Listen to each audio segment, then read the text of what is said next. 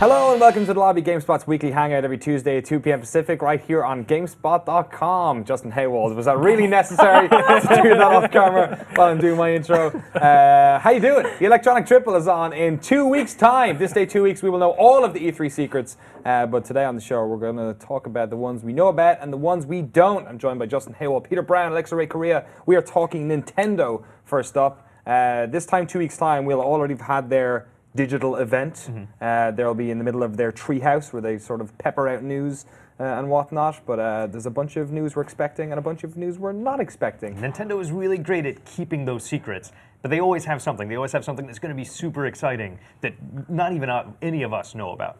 Let's talk hardware first of all. So we're kind of in this weird situation where the Wii U is not doing too great. They've still got a bunch of games coming out on it.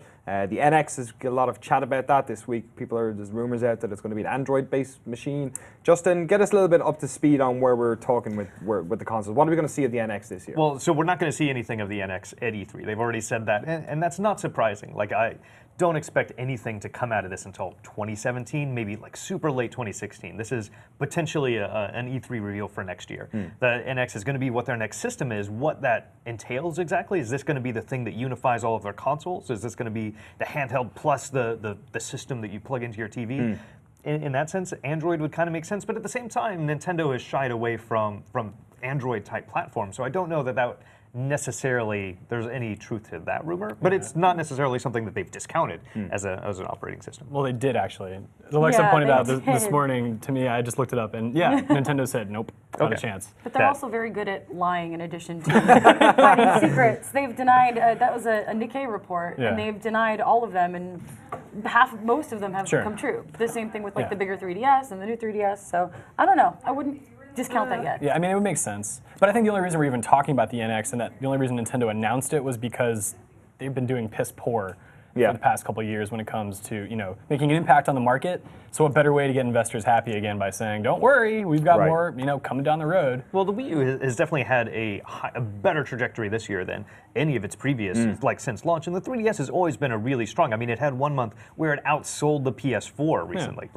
The 3DS is their printing money machine. The Wii U is staying in the race. It definitely has not fallen off. And I think there's some really fun, really interesting games and we're going to hear about them at E3. Like a reason to own a Wii U. I mean, you hear that a lot in the office where people are like, well, I've been waiting for Zelda. I've been waiting for X game to get it.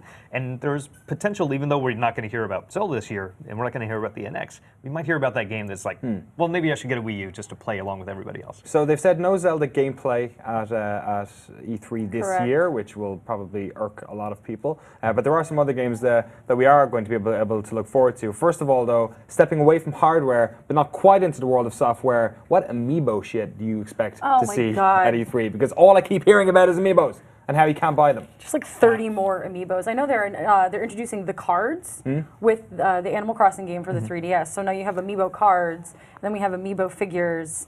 I don't know. We're probably going to get like another 3 waves of Amiibo figures that will just drive everyone insane. Well, and there's the new Pokemon Dungeon Keeper game. I think that's the subtitle. That's just like, because you're a Pokemon, I think you're Pikachu by default, and you roam around with another Pokemon as your sidekick.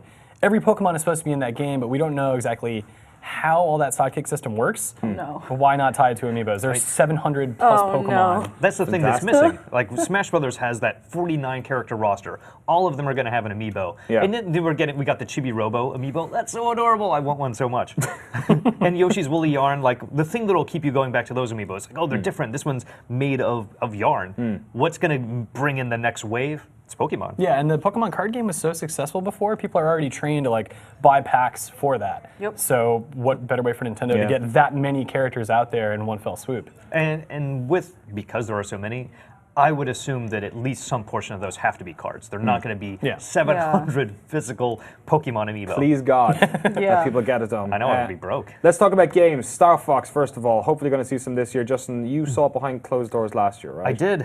Star Fox looked it was a lot of fun last year. I mean, we saw very little of it. It was basically a tech demo. Like, here is piloting the ship with your gamepad. And it worked really well. Like, it's fun. Like, I don't know what we're going to see gameplay-wise. The thing that was interesting about it was that they had multiple games tied to it. So I think, Alexa, you were saying earlier, there was like the giant robot demo, and there was Project Giant Robot and Project Guard? Project Guard, yeah. And So the implication when we played them is that these could be a part of the Star Fox universe. So it's not only are you in ship combat and flying through levels, but you also have maybe areas where you're going to be flying through a city and you have to do some kind of objective there, or maybe where you get into a giant robot suit and fight against another creature. But there's also the possibility that these could be standalone titles on their own because they were just kind of fun mini games.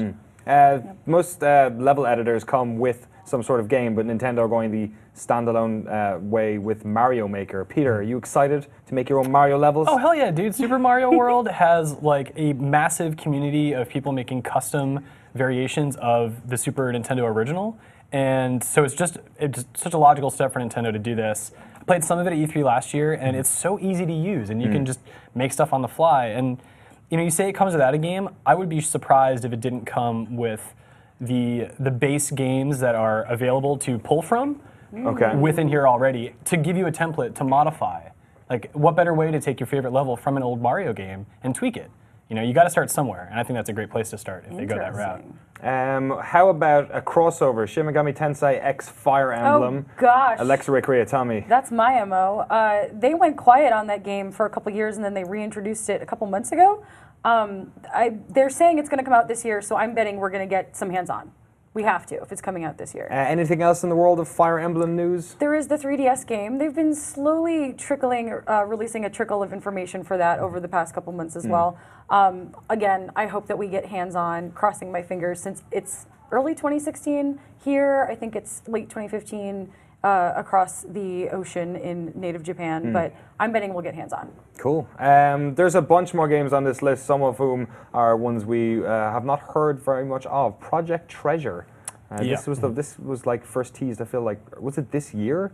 Earlier this year? It was during a direct, I think? Yeah. During a direct this year, and then we saw it again, not during this direct because it was maybe a little bit violent for a normal direct, but you could go and watch some trailers for Project Treasure, and it's kind of cool. It's like a Lara Croft Tomb Raider style game, but multiplayer and on Wii U, which is not something you normally see. Yeah, it's made by Bandai Namco. It mixes, like the characters that I saw on the YouTube video, it took characters and ideas from like a lot of different corners of like fantasy and sci-fi and kind of mixed them together. And yeah, it's like a 4-player dungeon crawler, maybe Free with to play?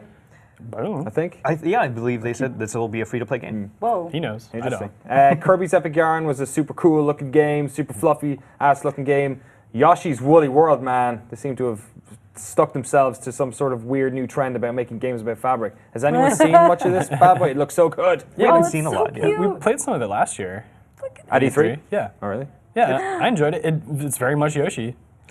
So the thing to worry about with this is the same thing I think that kind of hurt Kirby and the Canvas Curse, is that as amazing as this game looks when you're looking at it on your TV, if you have to play while looking at your screen, if you have the gamepad, like that'll hurt it a little bit. But it seems like the gameplay in this lends itself more to like playing like a normal game, looking at your screen and getting to actually enjoy the really crazy textures. He's pooping yarn balls. One of the best things about owning Mario Kart, I think, on the Wii U for me was that they've kept releasing DLC for it. I think it was only last month or a couple of weeks ago that the second pack came out. Introduced 200cc. Yeah, with reverse courses as well. I didn't know that they were going to do that, or rather they flipped them sort of horizontally instead of going back to front. Do you think that we'll see more of this stuff from Nintendo? Do you think we'll see some Smash Bros. DLC or some Mario Kart DLC? We're going to get more Smash Bros. Characters. Yeah. They have These to. games are platforms now, the stuff they're coming out with. If you look at Splatoon, for example, that game, like there's a lot to do, but there's not a lot of variety in what you get to do. Like you retread a lot of the same ground with different challenges. But again, it's like the perfect bed for new content to drop in, right? They've already done that yesterday with a new map, a new weapon, and a new match type. I mean, what better way to sort of set the pace to do more of that? And I think we're going to see Splatoon DLC announced. And Mario Kart, like, I don't think it would be surprising for there to be another set of tracks, another set of racers. Yeah. For Smash Brothers, we already, they did a call out asking for who do you want to see in the game. I bet they announced that at E3. Before we wrap up here in Nintendo, there's a bunch of stuff that we would like to maybe see. Perhaps new Metroid, new 3DS, maybe a price drop for the Wii U. One each. Justin first, what would you like to see Nintendo do this year? Well, something that will never happen is bringing all those awesome Dragon Quest games. That's what I was going to say. Oh, God, yeah, my heart. Okay. Dragon Quest Heroes is getting a physical edition, like a collector. Anyway. They use the Dragon Quest game that I don't want.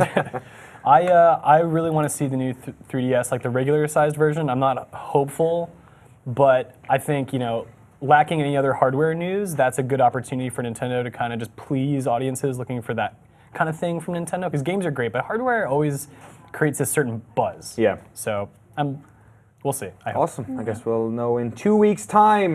We'll have all the news on GameSpot.com. We'll have all the E3 nonsense happening there between news, trailers, our live show, of course, over the set of 3 days on the show floor itself, and everything starting on the Sunday from Bethesda's crazy conference as well. So make sure you stick to GameSpot.com the week of E3.